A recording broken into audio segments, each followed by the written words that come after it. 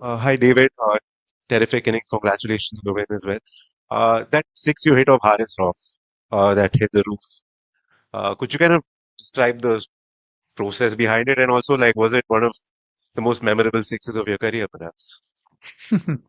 Um, yeah, it's just pure instinct. I knew I faced him before plenty of times, and I think the line and length and the pace that he bowls, it's just one of those shots that at a ground like this, it's a small boundary. So you know if you get anything on it, and it's in your arc, you can just go with it. That's how I've always intended to go out and about it. And yeah, he bowled it pretty much in my arc where I wanted to bowl or where wanted him to bowl. So yeah, memorable sixes. No, I've hit a lot. David, how are you feeling right now? You're off the field quite a bit, and even just now you look a little much in pain. How are you feeling? How's your thumb? It's better actually. Yeah, getting there, getting there. No, I feel all right. Just cramping. You saw me go down to Melbourne. And yeah, as soon as I got upstairs, had an ice bath, and then I think it's once you have an ice bath, for some reason you start cramping. So yeah, I tried. I went out there, chased the ball to the fence, and then came back and just cramping in both adductors. Uh, David, in three consecutive World Cups now, 2015, 19, and here you've got a big 100. Often people talk about your Test batting and your T20 batting, but how much have you enjoyed your 50 over batting and the fact that you're able to get those big scores in a period of like say 8 years? Yeah, look, for me, I think what I've established early on in my career is that 50 overs is a long time, and having played Test cricket, you actually can take that out on there and change the gears quite easily. So in the first 10, two new balls, you got to respect that. But then if you get away, you can get on top of it, and then you can be 50 off the first 10. And then from there, you set the platform for yourself, and that's the energy you feed off. And then you look to try and bat. For me, I look to try and get to 35 overs.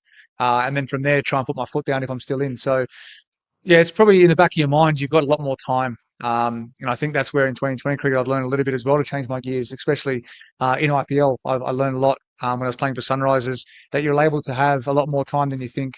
And I think playing on these surfaces specifically, if you give yourself time at the back end, you could actually score big. And that's where I felt today we missed a little bit with the bat. We set our platform up very, very well, and we didn't execute as well as we like as a batting unit to post what I thought 400 was probably on the cards from where we were. Dave, similar to Bharat's question, I guess, but four consecutive ODI hundreds against Pakistan, big triple century in a Test match. What is it sort of about this opposition that's brings out the best in you? I think sometimes you just match up well against certain teams, and they're going to bowl you good balls. Sometimes you're going to put away those good balls. But I think you just keep backing yourself. I don't really look at any stats, or I don't look at anything of which team I have success against or not. It just so happens to be that I've scored, as you said, four consecutive hundreds, which I didn't know about until it came up in the change room. But for me, it's going out there and just doing my best every time I go out there. And I think for me, I'll probably look at someone like Shane Shah and think, oh, he probably has my measure a little bit. But he doesn't. They're the guys that you try and watch as hard as you can. Left arm swinging at about 140 k's. It can be a difficult task to try and take on. But yeah, look, I don't really have the answer to to give you, but just go out there and try my best against each opposition. Dave was just wondering if you could talk about the way that partnership worked between you and Mitch and the way you fed off each other, centuries of successive balls, and he looked like he was enjoying his birthday. Yeah, definitely. I was probably the opposite, David Goliath. But he struck the ball so well, and he was very, very unlucky. Like to get out like that is very unlucky. And he's in such a great frame of mind at the moment, and we love when Mitch is in that zone. And today his tempo was very, very good. We spoke about in the middle period there that if the spinners bowled a good over us or so, just keep looking to try and hit straight. We didn't need to play like for me reverse sweep him. Didn't need to lap. Just keep hitting straight down the ground, and we'll get that boundary ball because we're ahead of the game, and that's what we're trying to set out to do. And I think today he executed very, very well, and he was stiff to not keep going on today. David, what was going through your mind when Paul's got up and Samir was sitting underneath that catch? Nothing, to be honest. It was more slow off the wicket, and from that perspective, it was more like, I wish I just went through with a shot. But they're the ones that sometimes, they're holding the wicket. You haven't been bowled a short ball yet, so yeah, I actually didn't even see him drop it. I was behind the big bison, so I was actually not happy I didn't get a single as well. So, but yeah, no, nothing.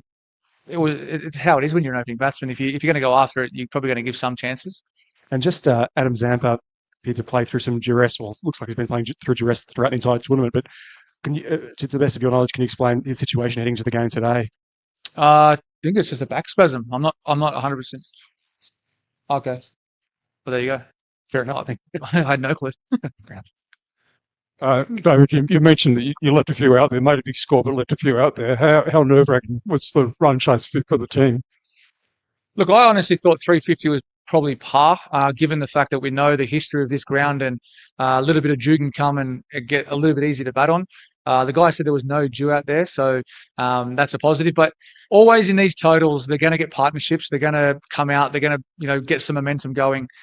But what happens is you see there that I know this well and truly chasing when the total up on the board and you feel that you still have to go hard, but on these venues and when you've had experience playing here, if you just back yourself, you'll get those boundaries. You don't have to beat the square men, by much, and it goes for a 4. So from our perspective, I think we just stayed in the contest very well.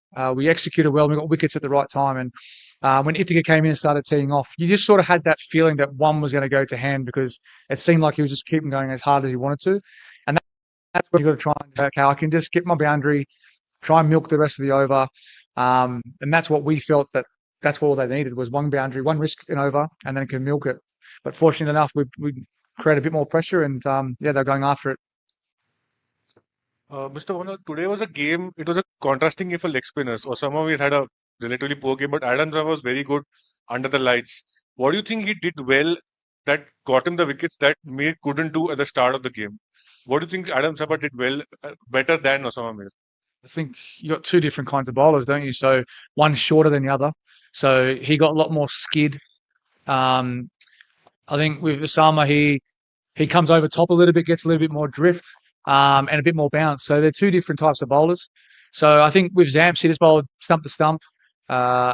Unfortunately for Osama, he also had a left-hander in there for the most of the innings. So it's not easy as a leg spinner to keep trying to bowl to a left-hander. And I felt like he held his length pretty well, to be honest. And when you're none for 150 or 200, it's very challenging as a bowler. So I wouldn't discredit the way that he bowled.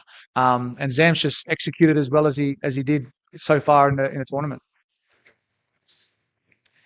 Dave, Marcus Stoinis got a couple of crucial wickets tonight and also did some good things in the field.